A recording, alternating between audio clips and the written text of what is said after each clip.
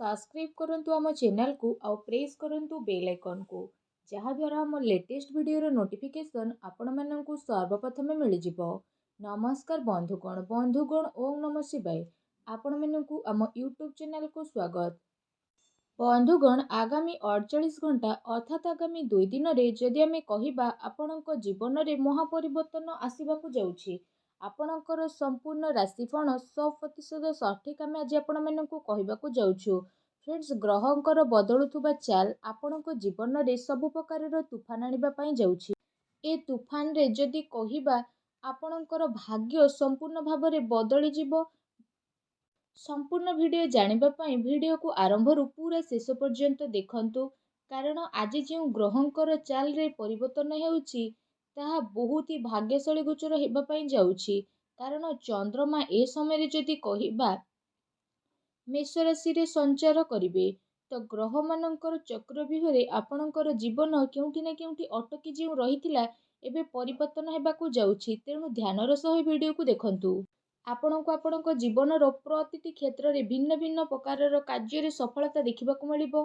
जानिबा ए 48 घंटा रे आपणकर स्वास्थ्य किपरि रहिबो, चाकरीर स्थिति किपरि रहिबो, व्यापार वाणिज्य किपरि रहिबो, आर्थिक किपरि रहिबो, सबुठारु प्रथम आपणकर शरीर किपरि रहिबो, सब किछि पूरा प्रथमरु शेष पर्यंत आज आमे आपण मानकु कहिबु। किछि सावधानता आपणक पई रहिछि, तेणु ताकू देखिबा पई भी आज आदौ भी भूलंतु नाही।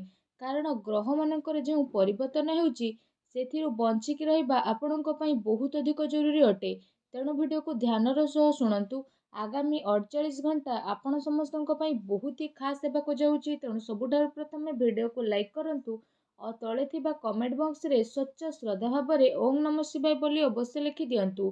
तेबे भोलेनाथंकर कृपा आपणकू मिल जिवो। आ भोलेनाथ आपणक जीवन रे आगकू आसुथुबा सब कष्ट आ असुविधा को दूर मध्य करि पारिबे। तेणु निहाती भाବରେ तो लिखंतु। आम जीवन रे दुईटी स्थिति थाए, सुख एवं दुख, किंतु भगवानक आशीर्वाद रु आज किए दुखी अछि तो काली किए सुखी रहिबो। तो एमिति रे आपणकू केबे दुख करिबार नाही। जदि आज आपणक पाखरे किछि नाही, एमिति भाबंतु कि काली आपणक पाखरे सब किछि रहिबो। ए आशा रे आपण निजर कर्म करि चालंतु। देखिबे जीवनर कौनसी क्षेत्र रे भी आपण पछरे रहिबे नाही। निजर सामर्थ्य ठारू अधिक ए दिन रे किछि भाबंतु नाही। जदि निजे जेतिकी इनकम करूछंती ताठारू अधिका किछि करबा पई भाबिबे तो बड़ नुकसान आपणकू होई पारे। निजर ताकत उपरे भरोसा आउ संतोष रखंतु। यह आपणक स्वयं सुखर कारण बनि जिवो। जदि आमे कहिबा ए 2 दिनर संपूर्ण राशिफल विषय रे, तो किछि विशेष योजना ए दिन रे बनिबो और ताकू कार्यस्थित करबा पई भल सहयोग मिलिबो। ता सहित लोकंकर सहयोग आपणकर छवि को आहुरी अधिक दुनिया रे देखैबो। ता सहित आपणको जो खुशीर तलाशी थिला से सब आपणको प्राप्त हेबो। निजको साब्यस्त करबा पई बहुत भल स्थिति आपणकर बनुछि। तर्तरे करा जाइथिबा निर्णय भूल साब्यस्त होई पारे। सेथि पई साहस बनेकी रखिबार अति आवश्यकता रहिछि। वित्तीय कार्य रे हिसाब किताब करबा समय रे सावधान रुहंतु। बिजनेस रे मैन्युफैक्चरिंग काम रे अधिक ध्यान दियंतु। शीघ्र ही आपणकर सब इच्छा आकांक्षा पूर्ण हेबो। ता सहित आपण आपणकर प्रतिटी कार्य को सफलता पूर्वक करबा पई चेष्टा मध्य करंतु। एहा सहित जदि कहिबा पति पत्नी संबंध रे मधुरता आसीबो। बाहर लोकों को निज घर क्षेत्र में हस्तक्षेप करने को दिंतुनि। प्रेम संपर्क कारण मानहानि स्थिति मध्य बनुछि। ता सहित एमिति किछि लोकों सह साक्षात हेबो जे आगो को जाई आपणक पई बहुत ही लाभदायक साब्यस्त हेबे। व्यस्तता कारण आपणकर व्यक्तिगत कारण रे समय को बितेबे। विद्यार्थी को स्कूल बा कॉलेज रे गतिविधि रे योगदान देबार मौका प्राप्त हेबो। ता सहित आपण जो कार्य रे बिजनेस करुथिले सेथिरे आपनको टिके लाभ आज प्राप्त हेबो। ता सहित जदि कहिबा तरतर होई किछि काम करंतुनी, नहले महत्वपूर्ण कार्य आपणको हातरू बाहरी मध्य जाई पारे। एहा सहित जदि कहिबा आय क्षेत्र रे जहां लाभ हासिल करबाकू चाहुथिले ताकू पाइबा पई पूरा सिद्धतर सहित आपण परिश्रम मध्य करिवे और सफलता मध्य आपण प्राप्त करिवे। कोनोसी परिवर्तन फैसला आपण तरतर होई नियंतु नाही। वरिष्ठ लोकंकर आशीर्वाद मिलिबो। पारिवारिक संबंध आपणकर मधुर रहिबो। जदि हमें प्रेम संबंध विषय कहबा तो प्रेम संबंध रे घनिष्ठता आसीबो।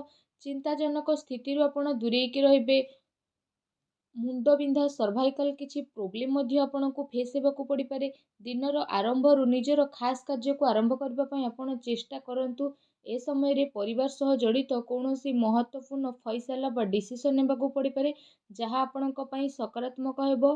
କୌଣସି ଖାସ୍ ସମ୍ପର୍କ ଦ୍ୱାରା ଆପଣଙ୍କୁ ମନପସନ୍ଦର ଜିନିଷ ପ୍ରାପ୍ତ ହେବ। ଅଧିକରୁ ଅଧିକ ଜିମ୍ମେଦାରୀ ଆପଣ ନିଜ ଉପରେ ନିଅନ୍ତୁ ନାହିଁ।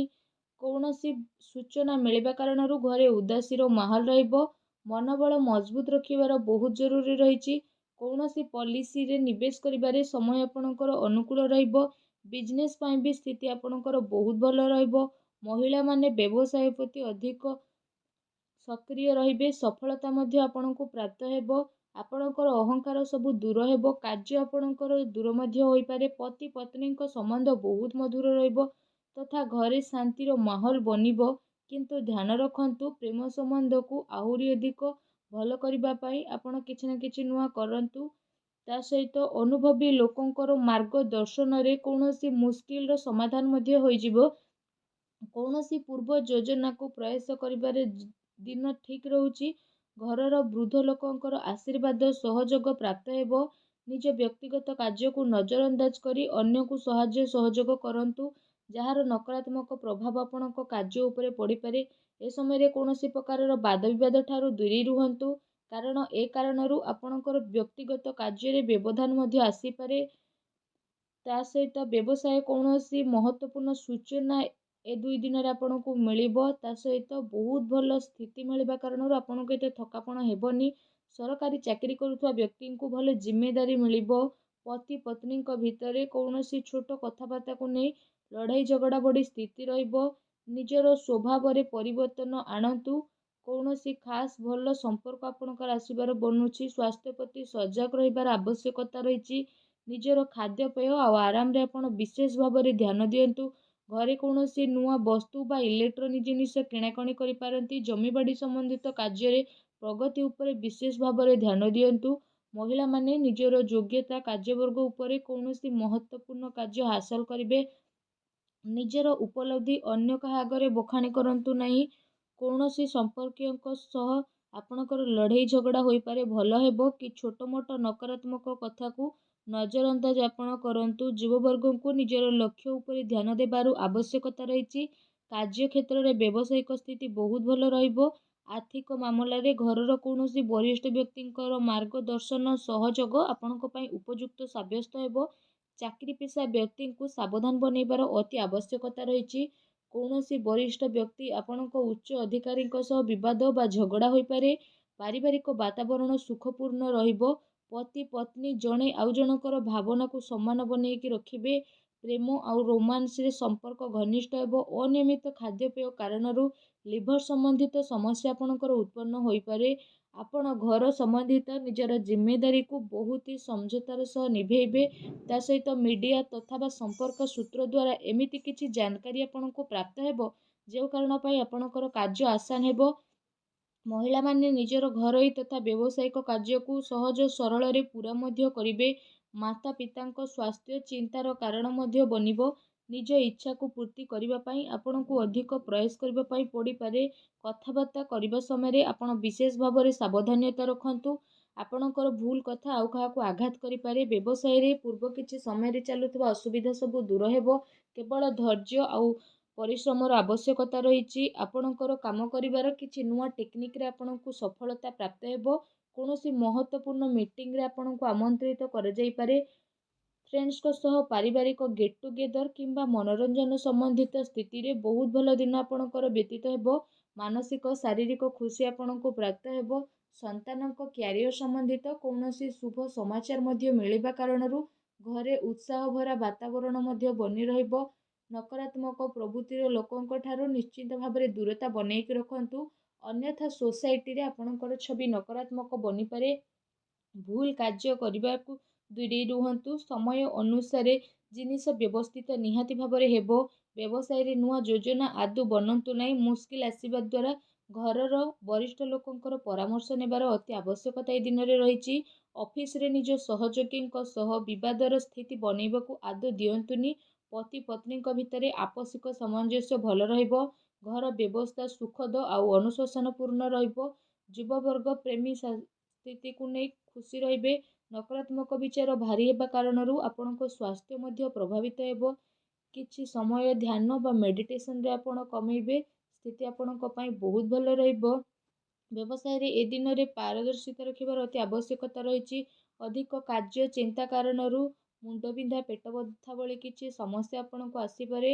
ତେଣୁ ନିଜର ଜୀବନରେ ଖୁସି ବନେଇକି ରଖିବା ପାଇଁ ଭିଡ଼ିଓକୁ ଲାଇକ୍ କରି ଦିଅନ୍ତୁ ଓ ତଳେ ଥିବା ଆମ କମେଣ୍ଟ ବକ୍ସରେ ସଚ୍ଚା ଶ୍ରଦ୍ଧା ଭାବରେ ଓମ୍ ନମଃ ଶିବାୟ ବୋଲି ଅବଶ୍ୟ ଲେଖି ଦିଅନ୍ତୁ। ଏହା ସହ ଫ୍ରେଣ୍ଡସ୍କୁ ନିଜର ଫ୍ରେଣ୍ଡସ୍ ରିଲେଟିଭ୍ଙ୍କ ସହ ହ୍ୱାଟ୍ସଆପ୍ ଗ୍ରୁପ୍ରେ ସେୟାର କରିବା ପାଇଁ ଆଦୌ ବି ଭୁଲନ୍ତୁ ନାହିଁ।